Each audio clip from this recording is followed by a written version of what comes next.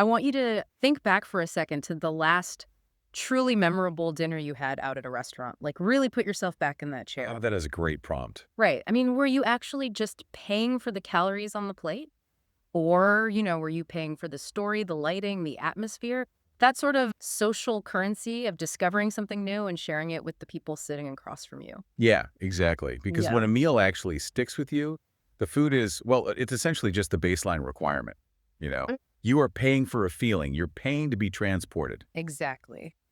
And welcome to today's deep dive. If you've ever wondered how an unforgettable meal actually makes money, or why your favorite local spots suddenly close despite being packed every single weekend, you are definitely in the right place. It happens all the time. All the time. So today we are unpacking this really fascinating insights blog from IFAL.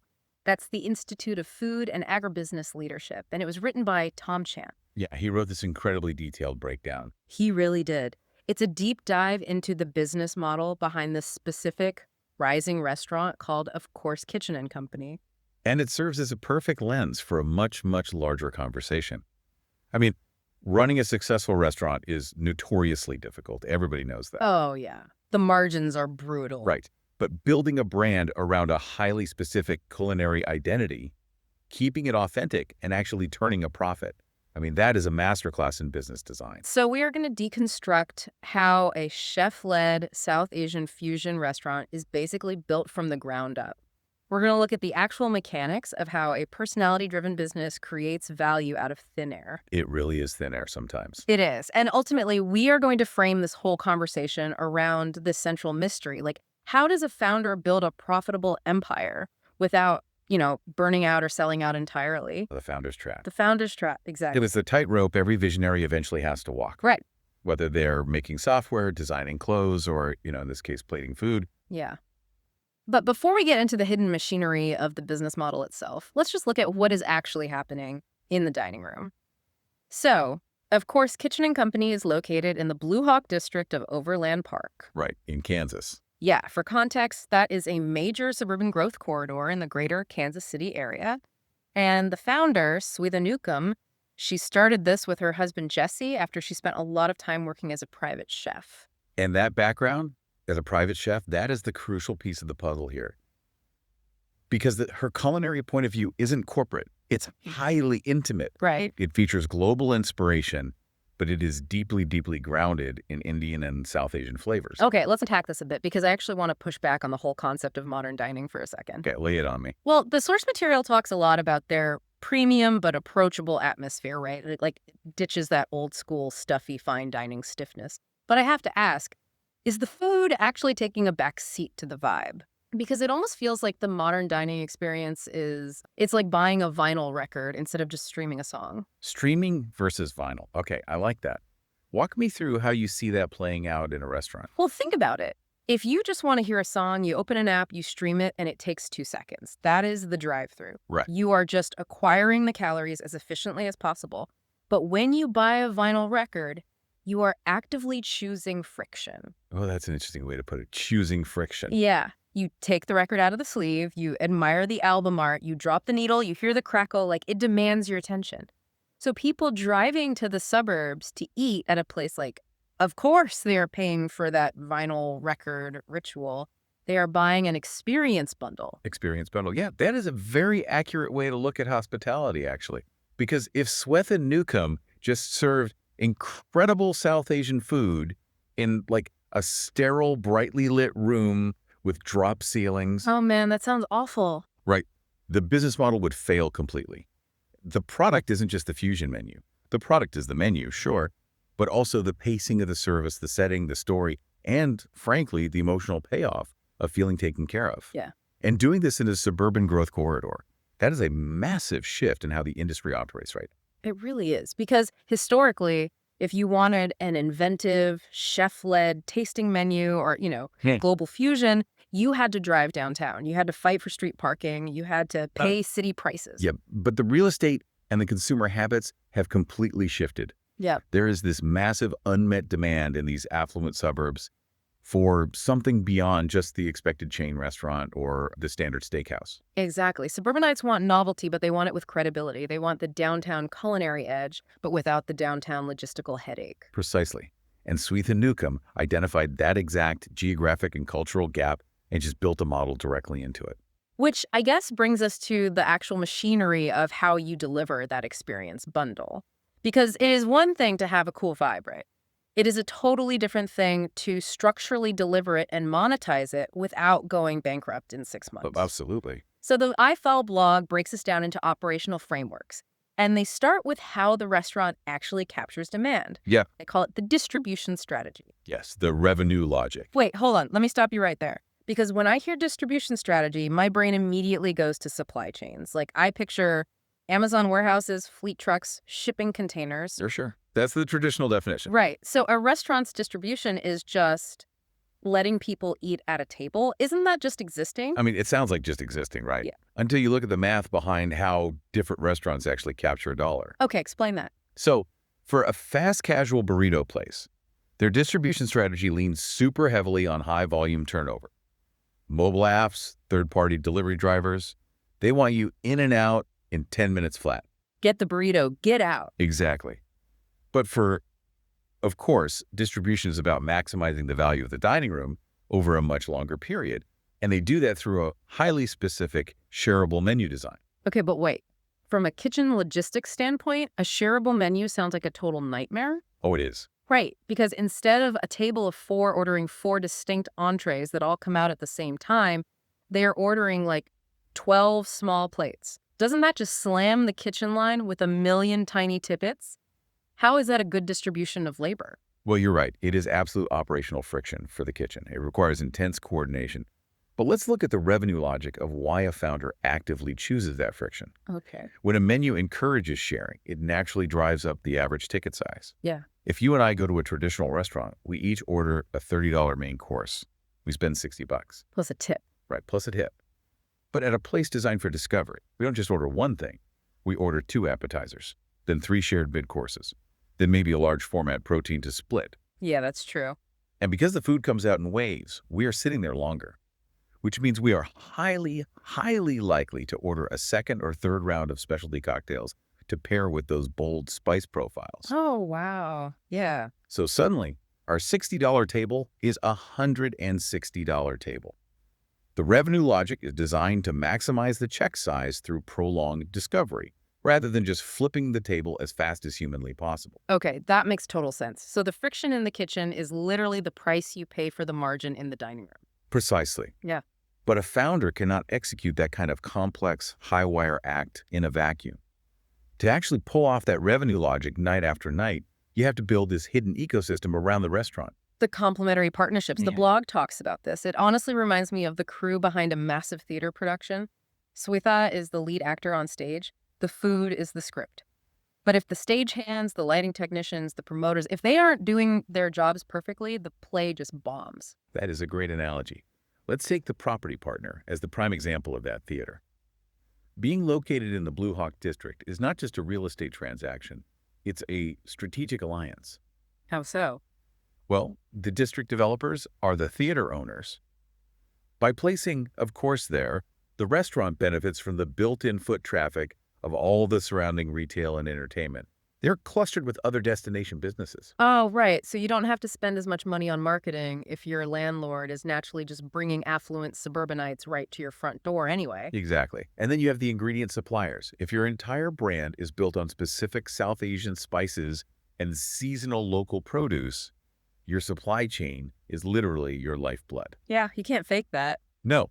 If a corporate distributor misses a delivery, a chain restaurant can just sub in a generic ingredient from the freezer. If Sweetha's suppliers miss a delivery, that signature dish just doesn't exist that night. Wow. And we can't ignore the talent either. In a chef-led brand, the line cooks, the prep team, the front of house staff, they are holding the founder's reputation in their hands every single night. The training itself is a partnership. Completely. Which is why, when you finally have that incredibly complex ecosystem running smoothly, you don't just blindfold yourself and sign a lease for a second location. the minute you get a little local buzz. Which seems to be the default move in the industry. Like a chef gets one glowing review, the dining room is packed for a month, and immediately they announce they're opening 3 more spots. Yes, And usually that's the beginning of the end. because they haven't deepened the brand economics first. The IFAL blog points out that a smart distribution strategy actually means extending your current channels before you ever duplicate your overhead. What does that look like in practice? You introduce private dining, you launch curated, ticketed cultural events, you might even bottle your signature sauces or spice blends. You monetize the brand equity and the trust you've already built in that single location.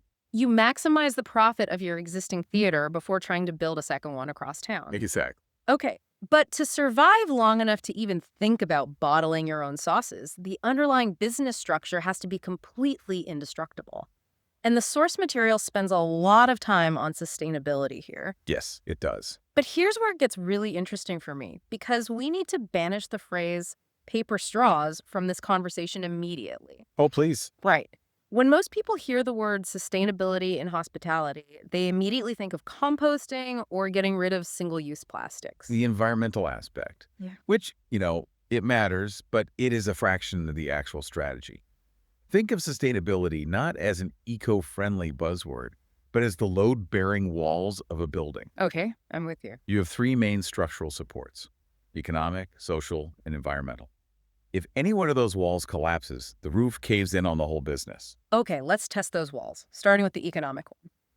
The blog argues that, of course, has strong economic sustainability because its highly differentiated South Asian fusion concept creates pricing power.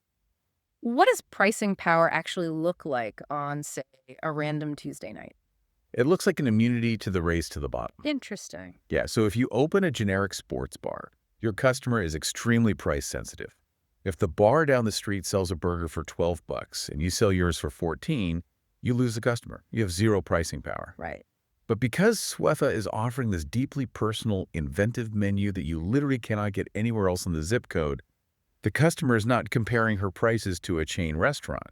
They're paying for the originality. Ah. And that allows the restaurant to sustain healthy gross margins, which creates the financial buffer they desperately need to survive slow months. Okay, so the economic wall holds up, but then there's the social wall.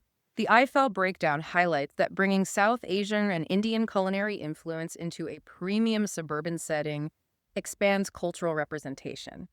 It builds a more diverse food ecosystem for the community. Which is huge. I love that in theory, but I have to play devil's advocate here. Does cultural goodwill actually pay the bills? It does when it translates into community loyalty, because you are actively expanding the palette of a neighborhood. Okay. When a business makes a community feel seen or offers them a genuine bridge to a new culture, it creates a fierce protective loyalty among the regulars. That social integration means the community will actively support you during economic downturns. They view the restaurant as an asset to their town, not just a place to buy calories. Oh, wow. So the social wall actually protects the economic wall. They are completely interdependent. And that brings us to the third wall, environmental sustainability. The public sources mention their reliance on seasonal and locally sourced ingredients. Which, again, isn't just about saving the planet or looking good on a menu description. Not at all. Shorter supply chains mean fresher food, obviously, but they primarily mean operational resilience. Let's break down the jargon of unit economics for a second. Yes, please. Unit economics gets thrown around in every single business pitch I hear, but break that down for me. What does that actually mean for a line cook doing prep work in the back? Okay, imagine you buy a bundle of locally sourced carrots. You paid a premium for them. If your kitchen chops off the green carrot tops and just throws them in the trash, your cost per usable ounce of that carrot just went way up. All right. Your unit economics are bleeding.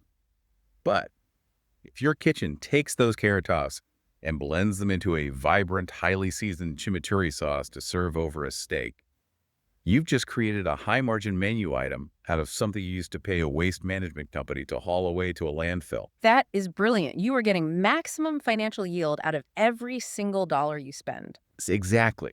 Formal local sourcing targets, or, utilizing kitchen byproducts, it isn't a bolted-on marketing gimmick. It fundamentally lowers your waste disposal costs and improves your profit margins. Sustainability in the IFAL framework is a hardcore strategy for survival. Man, that makes so much sense. But even with perfectly engineered load-bearing walls, Every business model eventually faces hard trade-offs. And I think that takes us into the ultimate vulnerability of course, Kitchen and Company, the strategic dilemmas. Yeah. We framed this whole conversation around a mystery earlier, like, what happens when a business's greatest strength becomes its biggest bottleneck? This is the crux of the founder's trap. Seriously. Yeah. Scaling this restaurant feels like watching a brilliant visionary indie movie director suddenly being handed the keys to a $200 million superhero franchise. Yeah, perfectly said. It's thrilling, but you kind of hold your breath because you wonder, how do you duplicate a person? If people are specifically driving to Blue Hawk to pay for Swethanukham's unique point of view, her exact palate, her standard of hospitality, doesn't scaling inherently dilute the very product they are selling? Yes. It is the central tension of literally any chef-led brand.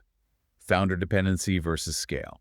Can the restaurant maintain its identity if she isn't directly in the kitchen touching every single plate? And I imagine it goes beyond just her physical presence. Oh, frankly, the trade-offs go far deeper. Yeah. You also have this massive tension between menu creativity and operational simplicity. Walk me through that tension. Well, an inventive, constantly changing South Asian fusion menu differentiates the brand, Mhm. right? It gives you that pricing power we just talked about. Right. But it also creates massive labor inefficiency. It takes more time to prep. It requires higher skilled labor to execute. It demands constant retraining of your staff every time the menu shifts. I see. If you simplify the menu to make the kitchen run faster and cheaper, you lose your creative edge. But if you keep it highly complex, you put immense pressure on your profit margins. It's a catch-22. And there is another massive tension hiding in plain sight here, the Tuesday night problem. The blog touches on this dynamic between destination dining and repeat frequency. Ah, yes. The curse of the special occasion restaurant. Right. Having a massive buzz and a premium vibe attracts those high-dollar special occasion visits, anniversaries, big promotions, birthdays. But a restaurant cannot survive on birthdays alone. No, it cannot. You can be fully booked every Friday and Saturday night for anniversaries and still go totally bankrupt if the dining room is a ghost town on Tuesday and Wednesday.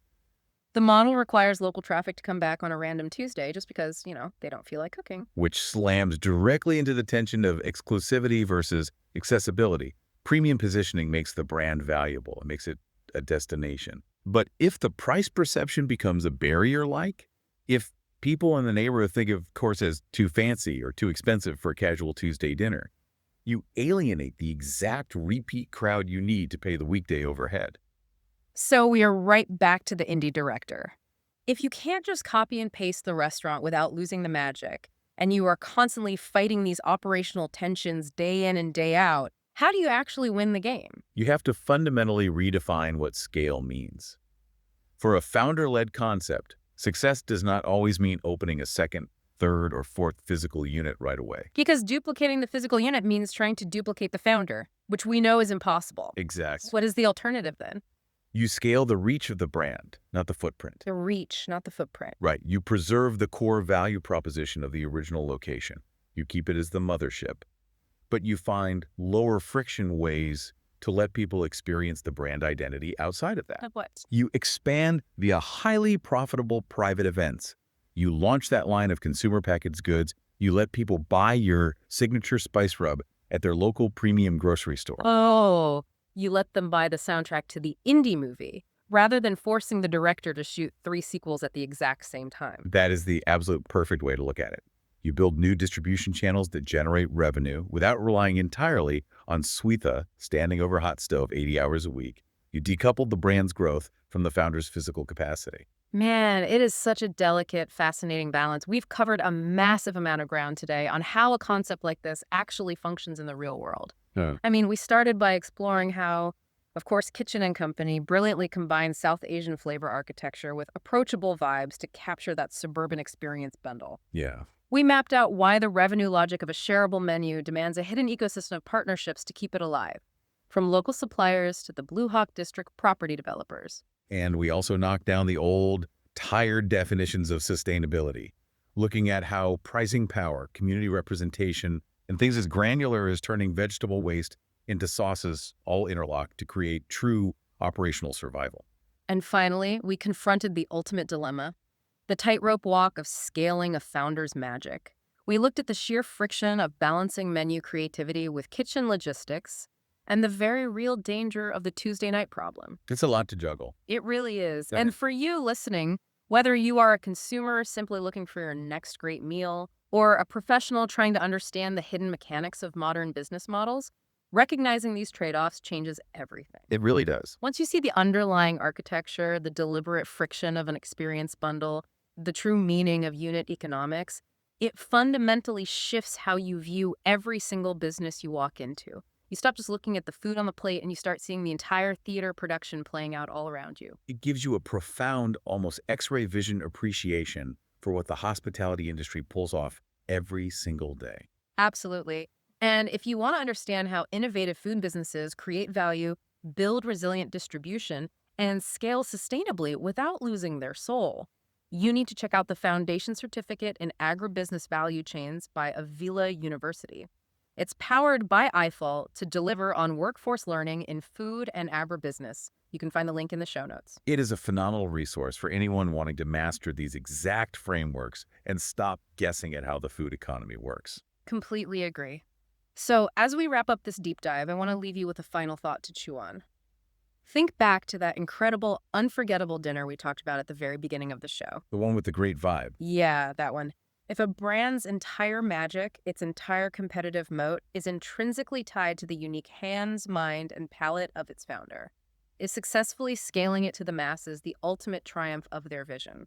Or is it the very thing that inevitably destroys it? Man, now that is the multi-million-dollar question. Keep discovering, keep questioning, and we'll see you on the next deep dive.